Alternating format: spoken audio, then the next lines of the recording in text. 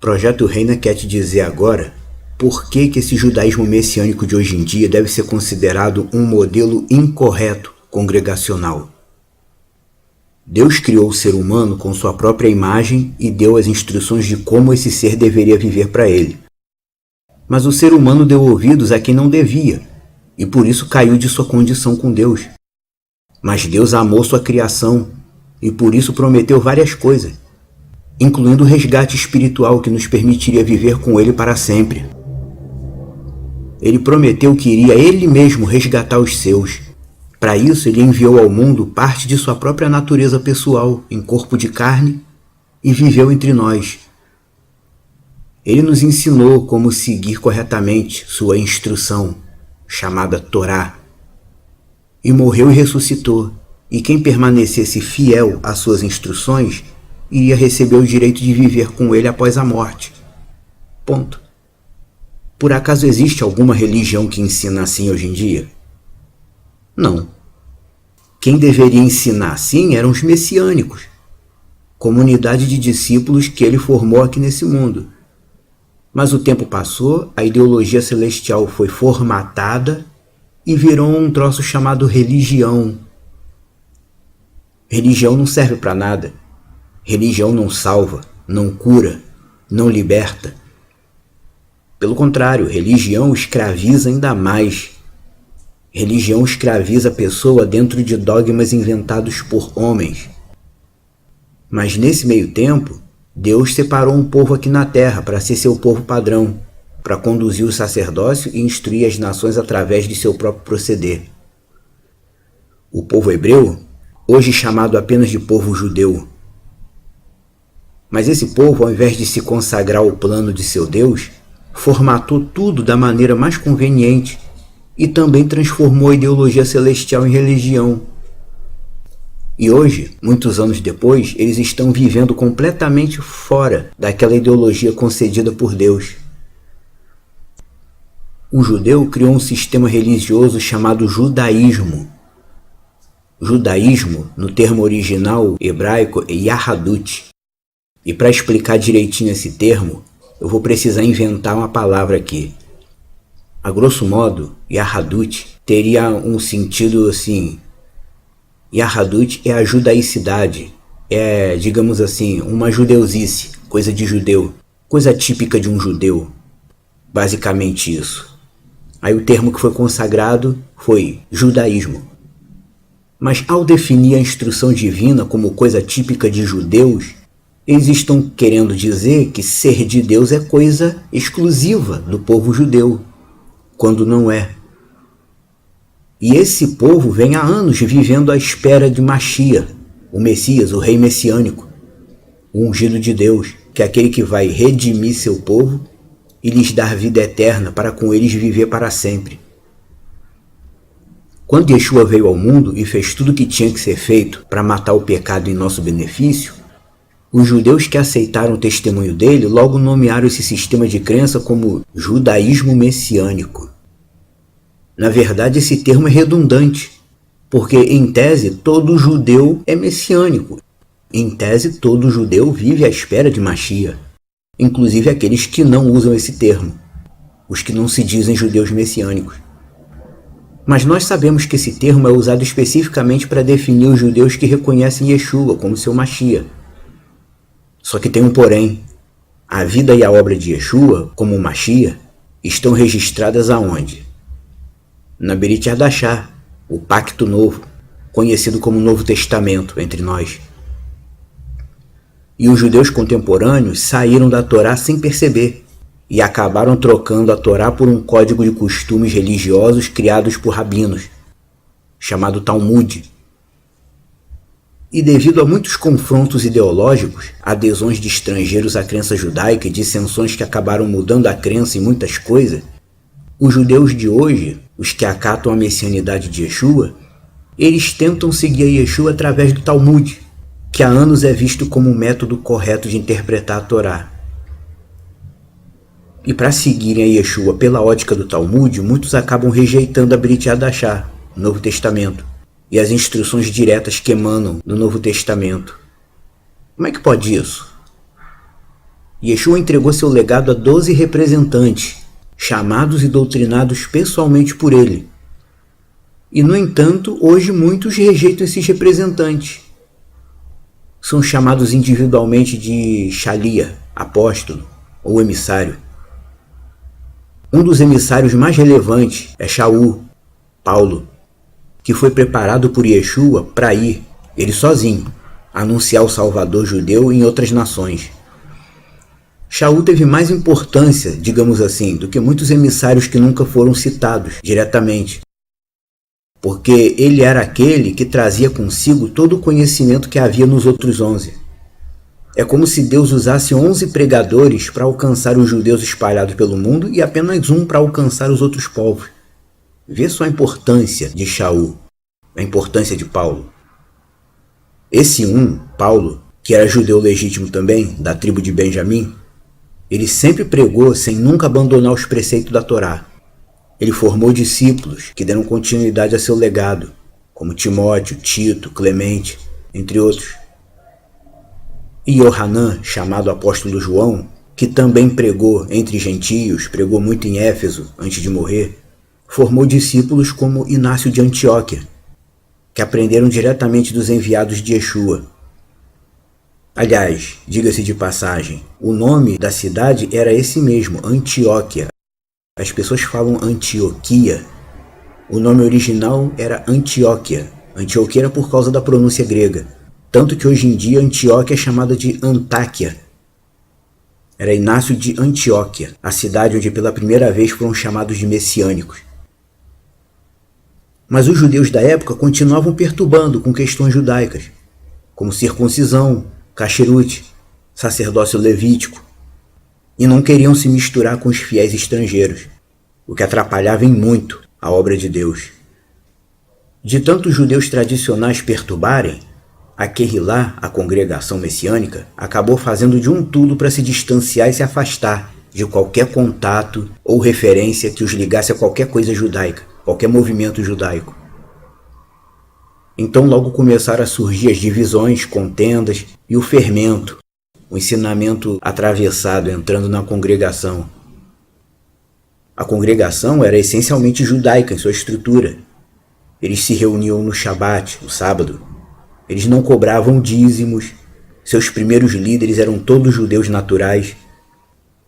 E conforme o tempo foi passando e esses líderes judaicos foram morrendo, logo a congregação cortou relação com os conceitos judaicos e se tornou essencialmente gentílica, sem nada judaico no seu meio. E ter algum tipo de ligação com o modelo judaico já estava sendo um fardo pesado. O assédio religioso era muito grande na época, da parte dos judeus tradicionais. Inclusive esse Inácio de Antioquia, nas cartas dele, que a gente acha na internet facilmente, Inácio, que era líder da congregação de Antioquia na Síria, nas cartas dele já se nota o quanto eles queriam se desassociar dos parâmetros judaicos. Por exemplo, em sua carta aos fiéis de Magnésia, Epístola de Inácio de Antioquia aos Magnésios, da cidade de Magnésia, que atualmente é a cidade de Aydin, na Turquia. Inácio chegou a escrever dizendo assim: aqueles que eram educados na antiga ordem das coisas se apossaram da nova esperança, não guardando mais o sábado, mas guardando o dia do Senhor. A Epístola aos Magnésios, capítulo 9, versículo 1. E também: é absurdo professar um Mashiach Yeshua e judaizar. O messianismo não precisa abraçar o judaísmo, mas o judaísmo deve abraçar o messianismo, para que toda língua possa professar a companhia de Deus. Mesma Epístola aos Magnésios, capítulo 10, versículo 3. Você vê, isso não representa nenhuma instrução oriunda dos 12 de Yeshua, nenhuma instrução vinda de Deus, como se de repente nós tivéssemos que repudiar o sábado. Mas foi tão somente uma espécie de mecanismo de defesa que eles acabaram criando para se resguardarem de ter qualquer tipo de relação ou contato com o judaísmo da época. Na verdade, a gente vê no texto bíblico, Yeshua declarou dizendo: o filho de humano é dono do Shabat, em Mateus 12, 8 e Lucas 6, 5. O filho de humano é dono do Shabat. O Shabat sempre foi a marca mais forte do judaísmo. E por isso mesmo os messiânicos estavam começando a largar de mão tudo que os aproximava do judaísmo, ou que chegasse perto. Na verdade, isso foi uma coisa ruim, não foi bom. Porque o Shabat, o sábado, é uma instituição pré-judaica. A gente sabe disso. O Shabat foi instituído antes de existir povo judeu. E quando Yeshua diz, o filho de humano é senhor do Shabat, dono do Shabat, se o Shabat pertence a Yeshua, como ele mesmo disse, nós que somos parte do corpo dele, não deixamos de ter ligação com o conceito do Shabat. Porque nós pertencemos a Yeshua, somos parte do corpo dele, espiritualmente falando. E ele é dono do Shabat. Tudo que faz parte de Yeshua faz parte de nós. Até porque, como eu já disse, o conceito do sétimo dia foi estabelecido antes de existir povo judeu. Mas aquelas palavras de Inácio na epístola, aquelas palavras representavam o contexto dele, daquele momento. Os judeus perturbavam os messiânicos, porque julgavam que eles eram um grupo de rebeldes que denegriam a verdadeira crença. Isso na cabeça dos judeus.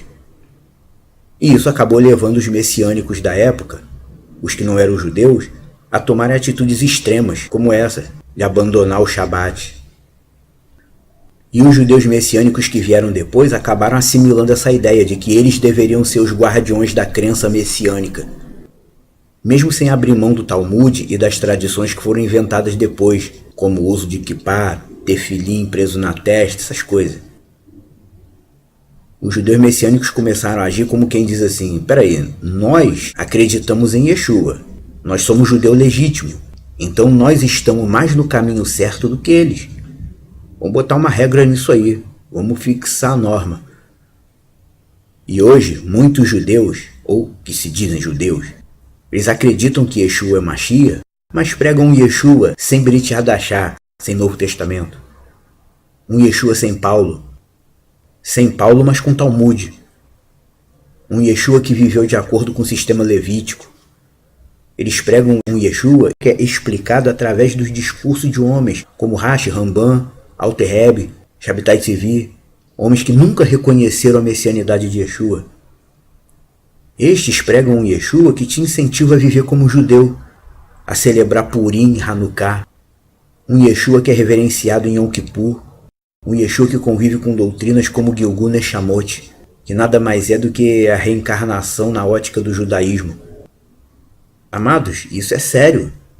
Inclusive, Purim é celebrado em Israel com as pessoas se fantasiando, como no carnaval. Homem se veste de mulher, mulher se veste de homem. E a própria enciclopédia judaica diz que isso daí foi um costume absorvido do carnaval romano da época. Isso é sério. Se por acaso você vê por aí um pregador vestido como judeu, pregando um Yeshua sem Paulo, sem Novo Testamento, um Yeshua que usa kippá, um Yeshua que requer de você que você guarde 613 mandamentos, se você encontrar isso, esse Yeshua está adulterado. Nós que não somos judeus, não temos nada que celebrar Yom Kippur, não temos que ansiar pelo terceiro templo e nem reconhecer a autoridade do novo Sanhedrin, o novo Sinédrio. Esse judaísmo messiânico que nós temos hoje no mundo é um corpo suspenso no meio do nada. Não são bem vistos nem pelo judaísmo atual praticado em Israel e nem pelos seguidores de cristianismo do resto do mundo. Muitos desses estão usando o nome de Yeshua para te levar para o judaísmo. Se você ainda não entendeu, entenda de uma vez por todas. O jeito certo de um judeu é pregar como Paulo. Ele era um judeu legítimo, mas nunca abriu mão da Torá. Nunca empurrou o judaísmo para cima de ninguém. Todos os discípulos gentios que ele fez, como Tito e Timóteo, você vê na Bíblia. Ele nunca ensinou ninguém a pregar judaísmo para as outras nações, mas só o caminho, o legado de Yeshua, a Bessorá, que chamam de Evangelho. Bessorá, no caso, é a anunciação do reino de Deus. É isso que Paulo ensinava para os estrangeiros. Nada de judaísmo. Os messiânicos do primeiro século, eles se reuniam praticamente todos os dias, mas eles santificavam o Shabat como o dia de Deus, exatamente como Deus estabeleceu desde o início, desde antes de existir a nação de Israel. Os messiânicos do primeiro século, eles não guardavam estritamente as ordenanças típicas da letra da Torá, como kasherut, aquela prescrição alimentar. E Paulo não cobrava deles nada que fosse típico do judaísmo antigo. Aliás, o próprio rabino Jacob Enden, do século XVIII, ele admitiu e reconheceu que os gentios não são obrigados a guardar a Torá toda.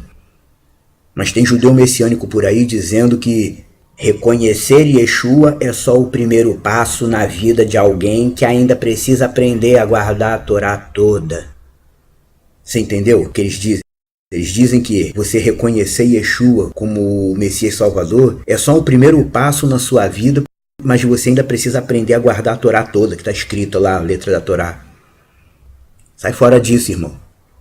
Em nome do Senhor Yeshua, sai fora disso. Não foi esse tipo de ensinamento que Yeshua deixou para nós. A Kehilá, a congregação messiânica como era no primeiro século, não era como essas sinagogas messiânicas de hoje em dia. Você sabe disso, né? Não era.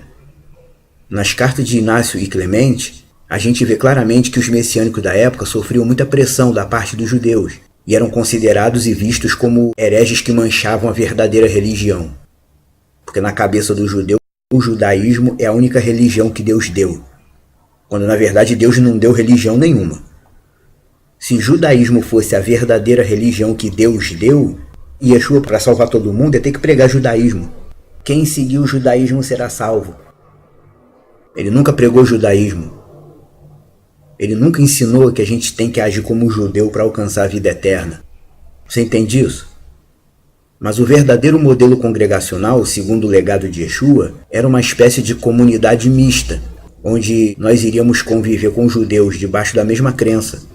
A mesma crença no Mashiach Yeshua e na doutrina dos emissários, os chamados apóstolos, sendo fiéis somente ao que ele ensinou, sem fazer distinção de raça ou classe, e sem prática levítica, como jejum ou dízimo. Aliás, certas práticas como a do jejum eram toleradas, mas não impostas como doutrina. O próprio Yeshua, quando perguntaram a ele no texto de Marcos, Senhor, por que nós jejuamos e os teus discípulos não? Ele deu uma explicação. Marcos 2, versos 17 e 18. O jejum era tolerado, mas não doutrinário. E os fiéis contribuíam financeiramente para dar suporte à congregação, não com dízimo, mas com ofertas espontâneas, para dar suporte à congregação e ao trabalho missionário como um todo. A congregação ideal é essa. Passou disso, é anátema. Em nome de Yeshua HaMashiach. Beshem Yeshua. Amém.